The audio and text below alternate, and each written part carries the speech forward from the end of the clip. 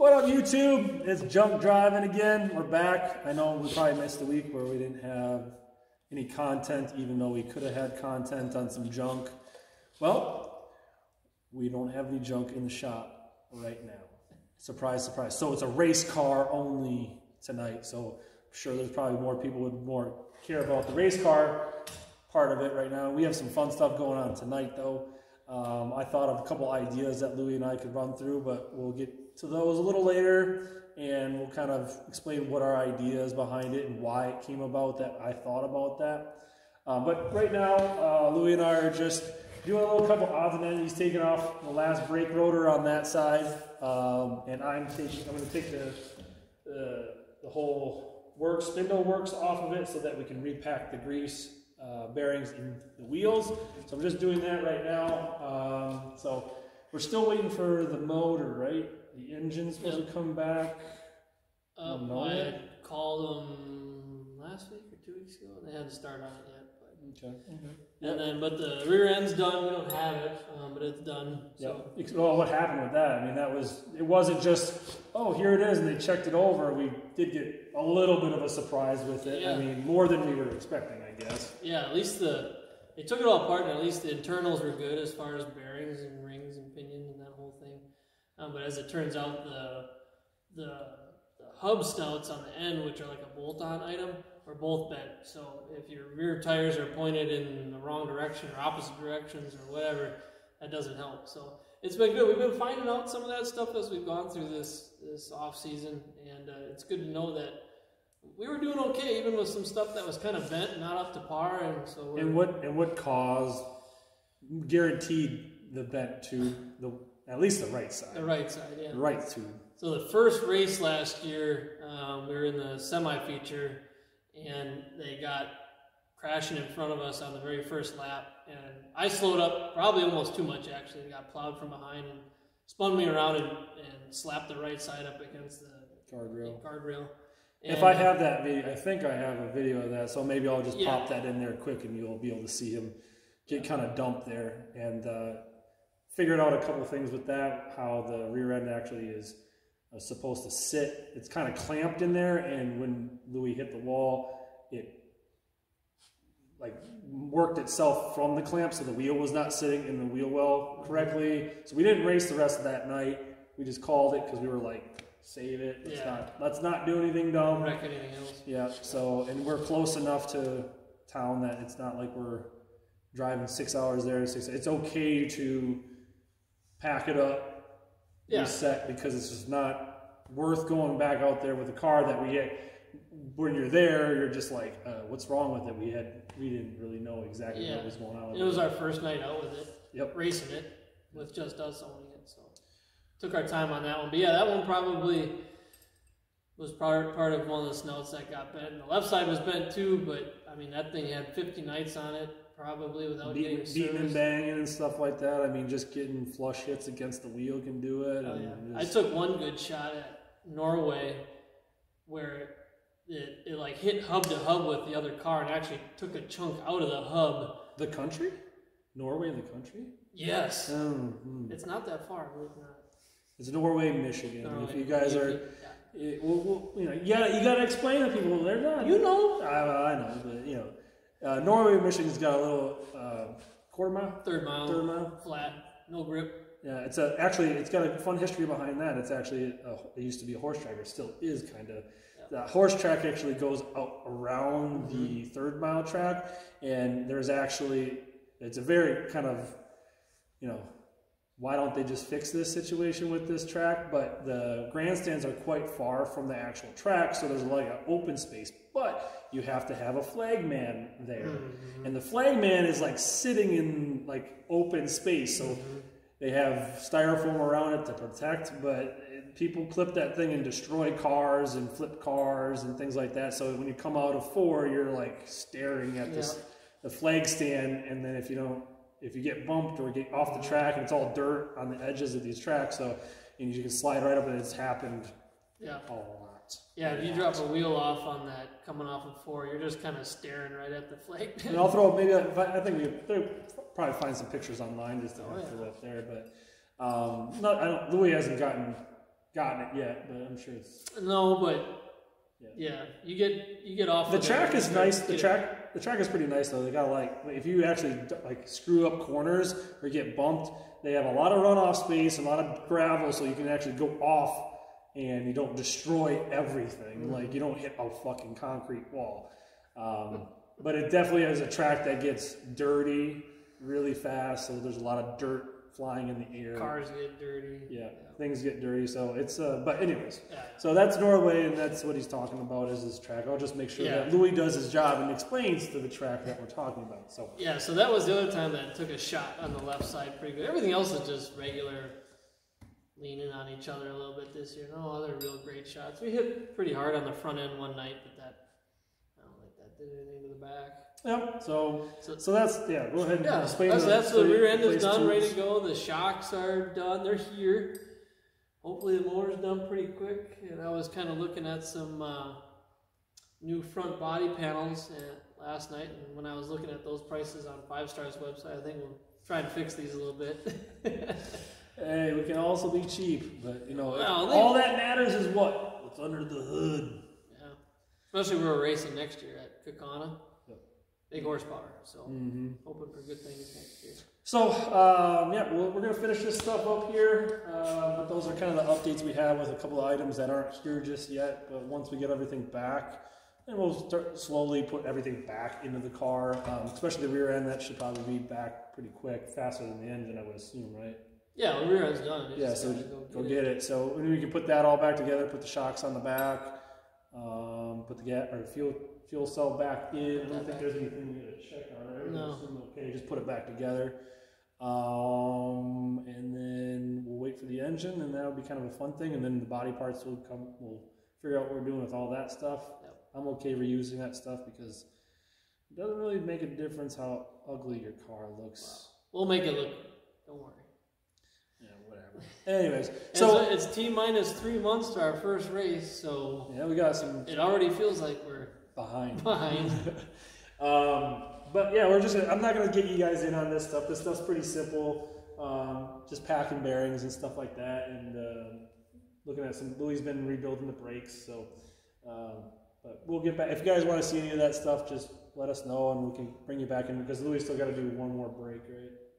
Oh, I got to do 3 more calipers yet. Maybe he can put his phone up, and you guys can watch him do that stuff. Maybe not tonight, but maybe another night. But we're going to get you back into the car here in a little bit and show you what we got on tap for tonight. But we're going to take care of this, and we'll jump back into the car, and we're going to go on some fun stuff, and we're going to have a little time trial in there for Louis to see what he can do. Well, we'll see. Ready to go. We'll see what that means. All right. We'll get you back in here in a second. All right. All right, guys. Now, here's the surprise we have for you guys tonight. What we're going to do, we're going to have Louis suit up, as you can see, and he's going to try to get out of the car as fast as he can because this past week, Louis sent me a video of a guy trying to hurry to get out of his car because the car was on fire. And he was struggling pretty bad to get himself out of the car quickly. There's a lot of safety equipment inside of these cars, a lot of stuff, and most drivers are shoehorned into these things to get close to the steering wheel and all the safety items that you need. Makes it a lot safer if you're just tucked in here nice, a lot less movement. So we're going to have Louis suited up. We can kind of go through a couple of the items that Louis has to kind of deal with on the way out in case there's an emergency. Obviously, you got 5-point harness. He's got one that comes up through the crotch, one that goes on either side of his waist and up over the shoulders. So then you also have the helmet. Obviously makes things restrictive. You can't see movements. Bumping into the ceiling is really close to his head. You also have the steering wheel, which we don't have in place right now, but Louis is still going to take the coupler off of there as he's trying to get out of the car. And then we also have, he's hooked up to a whole bunch of wires. He doesn't have his headphone wire here because otherwise he's going to rip it off potentially on the way out. So we're going to save him from that because when you're in an emergency, you shouldn't really be caring about breaking things. You should be getting out as fast as you can. You got so there's a headphone cable that goes up into the ears, and then there's another cable that comes off over here that actually goes to the radio so that you can talk to the spotter on the racetrack. Also, he's got a vent hose that goes up over the back here so it keeps his brain cool. It blows hot air on my head. Yeah, it blows hot air. It doesn't really do much. It circulates it just to make it hotter. It's like a convection oven up there.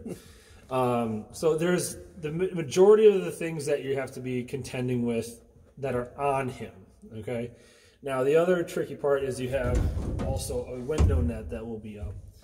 So the window net is obviously to protect him in any kind of situation where his arms might go outside of the vehicle, or if something comes into the vehicle, it protects him too. So, but there's a lot of bars, a lot of things, and he's snaking in and out of this thing is not a perfect, situation. And I think this is one thing that people neglect to do is to, get themselves prepared for a situation where, there's a fire.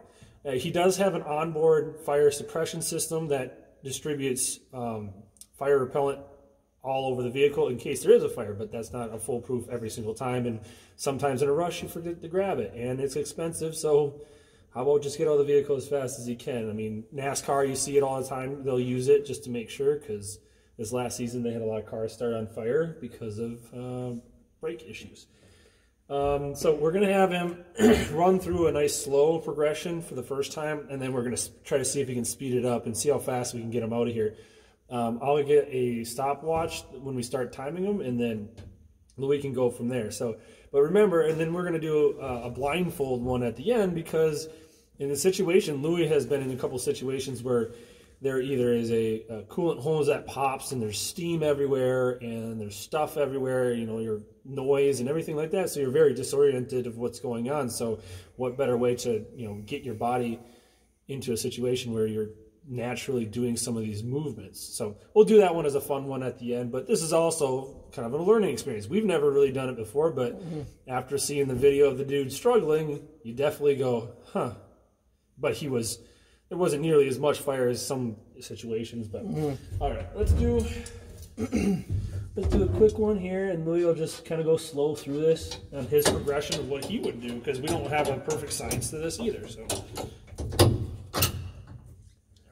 one thing I would point out, like John said, my head's pretty close to the roof, and I'm not very tall. I'm only 5'6", and I'm still kind of wedged in here. So one thing to be mindful is when you're coming out, you're probably just going to hit stuff, but just keep on moving and you'll get out. First thing to do probably is to get the window net down on the, make it like a quick release thing, right? So you just hit it like that and just throw it out the door, right? Like John said, you're kind of hooked up to some stuff. Now you don't want to, worry about breaking it, but if you can get it off quick, it'll help you get out a little quicker. So you can just grab your radio cord, know where it's at, mount it somewhere where you can reach it. Just unplug that real quick. Now they actually do make, for these air hoses, they actually make a magnetic one, which after seeing the video, I thought would be handy to get, because then you just peel it off. This, you gotta get it, remember to pull on it, otherwise it'll get caught. I mean, you could probably get your head out, but you're not going to get your body out.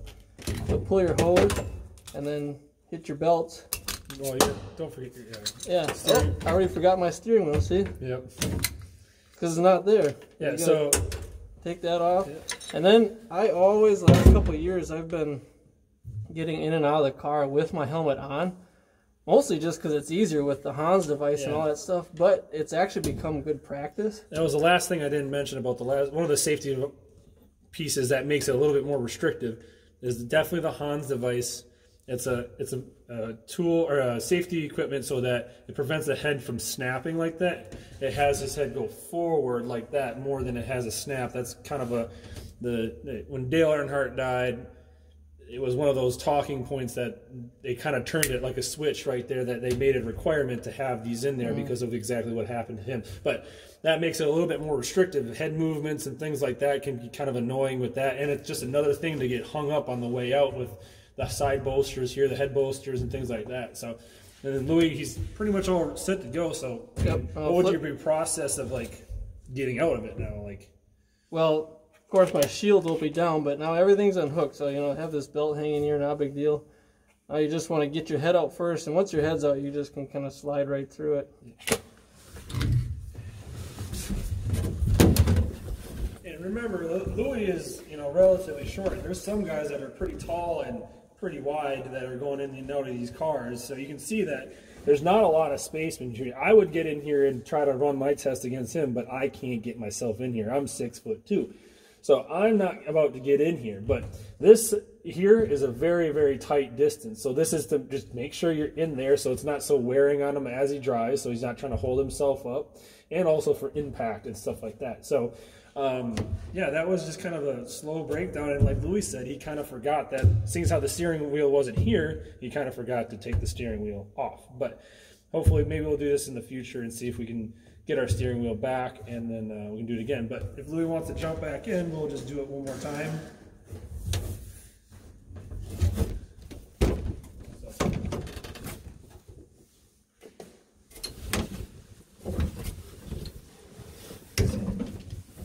Yeah, you can see how tight it is in here. It's not, there's not a lot of room for wiggle room with some of this stuff. So, and getting this stuff together and back onto him is also kind of cumbersome for him too. It's always nice to have an extra hand doing some of this stuff.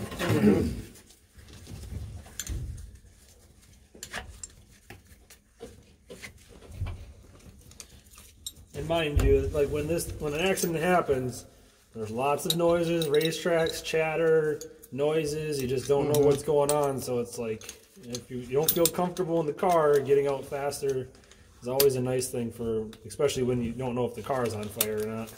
Yeah, when we watched that video of that guy, and it was a late model just like this one, and he didn't know what to unhook, Yeah, and I think he got his net down. That was about it. And yeah, every time he would get out, his hose on top was like pulling him back in, and it's like either he didn't have his belt unbuckled or anything like that. But then you also see, we saw a World Outlaw car or style wing car at the Chili Bowl. The guy was getting ejected out of the thing, so equipment is needed, but sometimes like that stuff's happening. It's pretty amazing. Grab your tube.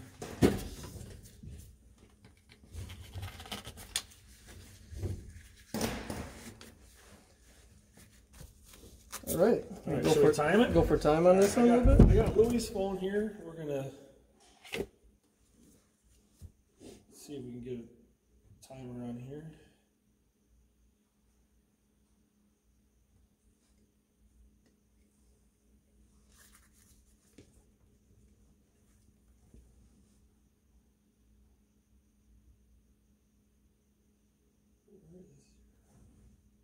You gotta go clock.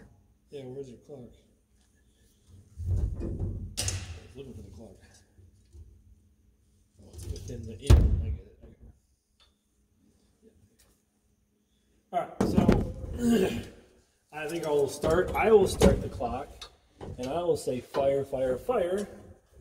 Something like that. And Louis got to remember, he doesn't have a steering wheel, so he has to remember to take that off. And I mean, I don't know if that would be your progression first.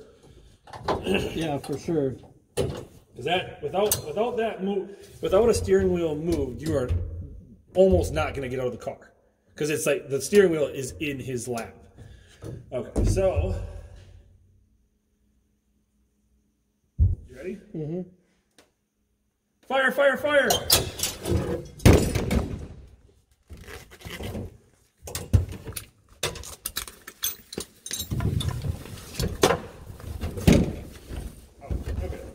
That's pretty quick. I'm going to call that, as his butt was on here, I'm going to consider him pretty much out of the vehicle. I think I'll just leave that as the ending point for us every single time. So that was 11, almost 12 seconds. I mean, that's pretty quick, I would think. Makes you feel pretty good. I mean, I'm sure it's adrenaline. We're in the shop and just and we're just hanging out here. So that's pretty much like no noise. Nothing scary going on, nobody yelling. I mean, remember, he may or may not have experienced a bunch of G-forces, so you might be discombobulated of what's going on around him. So we'll hop back in, we'll do one more fast one, and then we'll blindfold him and do another one. And see how fast he can do it. If there's smoke in the car, I mean, when there's fire, there's smoke.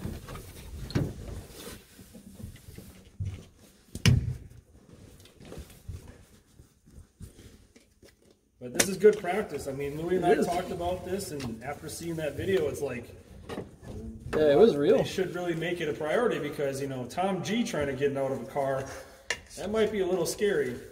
I hope Tom G's watching this.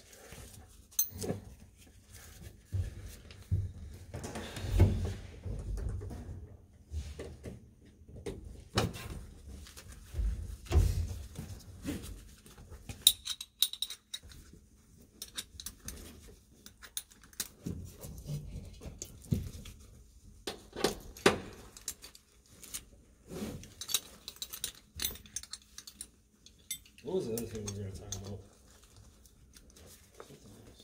Safety stuff? No, I don't know if it was necessarily safety.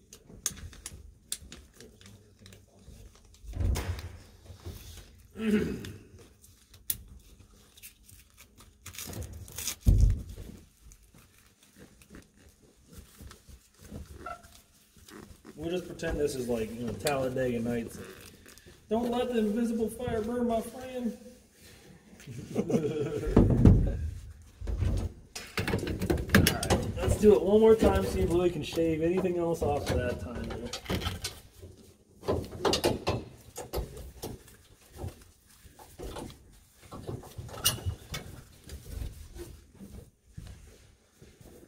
Ready? Fire, fire, fire!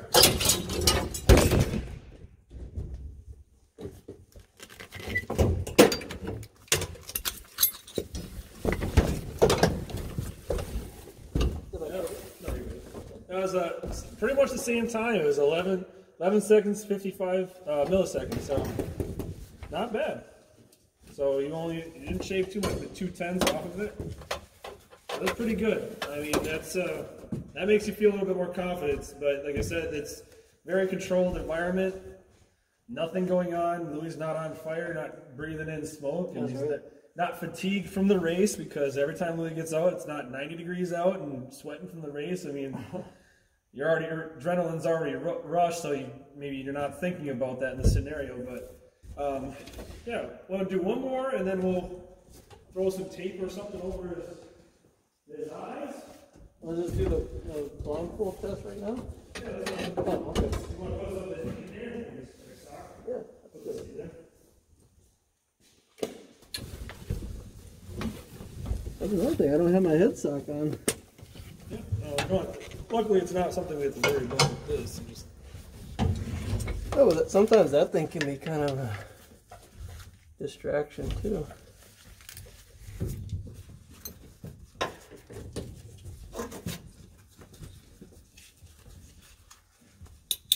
I'd say turn your light off, but then they can see what we're doing. Yeah, definitely. I need to have that in there.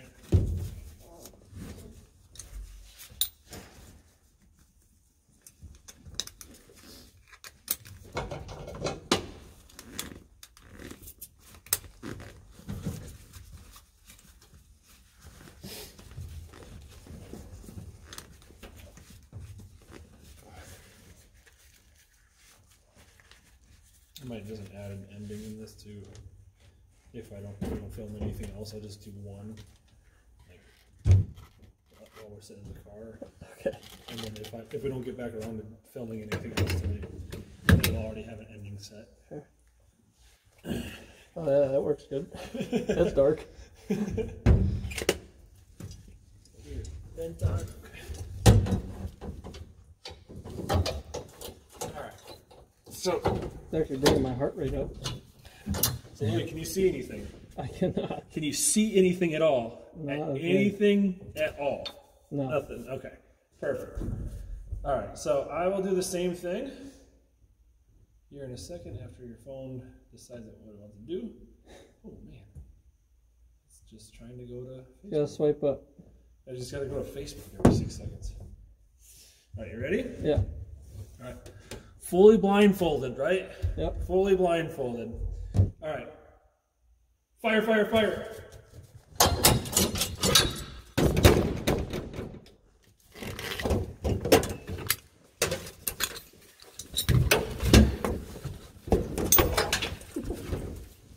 Yeah, 13 seconds, a little slower. Cost me a shield. you mess it up? I felt like I hit it pretty quick. Yeah, so there you go. You got 13.1 seconds. I mean, it add on a whole second. I mean, that it can mess things up in the end there, where you like, again, we're still in a controlled environment. He's not sweating, he's not hot, he's not adrenaline pumped from the accident he's just in. But you know, it's just like anything else you talk about. You get yourself into a routine of like you get your body or what do they call it? Memory. No, memory. What's it called? Muscle memory. And, you know, where it reached, you could see that when he first went into it, he started to fumble. Like he went for he was like going like this, so he was automatically just like missing it. So it's kind of one of those things. And remember, we don't even have a steering wheel in the way. So wherever the spokes land on the steering wheel, you still got to reach around that, and you're not just on top of it, because you can just grab it here. Now you're not fumbling with that. I mean, your hand could be banged up. Yeah, you got a lot of things that you got to think about. So, all right, well, hopefully you can breathe. Yeah, you can breathe. I mean, there's been times where they've stuffed that fire extinguisher in on you, and it just engulfs the whole car. So you take another element away. I'm not going to make Louis hold his breath the entire time, but you take another element like that away, and you're going to have, might be a little bit panicked. So that guy he might have practiced it, we don't know. Yeah, he could have been practicing, but he was definitely just in a straight panic, and it's not what you want to do in that situation. I mean, that fuel will burn really fast through a car, because there's not much, all this stuff, all the body paneling in it. So it's not fully fireproof seal. They don't really test on that stuff. So we put some caulk on it, but fireproof caulk. So we'll end it off there tonight for the race night. So if you guys if you like what you're seeing, if we're going to do something like this again, like, share, subscribe, and we'll do something next week. Hopefully it's just this fun, but hopefully it's not too much more junk coming back in the shop for a little while, but we'll see. It'll happen. It'll happen. Any last words from Louis? No, that was good. I knew when we saw that video that I'm like, well, if anything, that's good practice for us. Yeah, to do this. It was kind of an afterthought. Yeah. It was an afterthought, but all right, guys. Well, I'll talk to you guys next week, and or the week after that, depending on when this one comes out. And if you guys have any other suggestions for anything else you see online that you kind of question what a race car driver is thinking before he goes through it, let us know. All right, have a good one.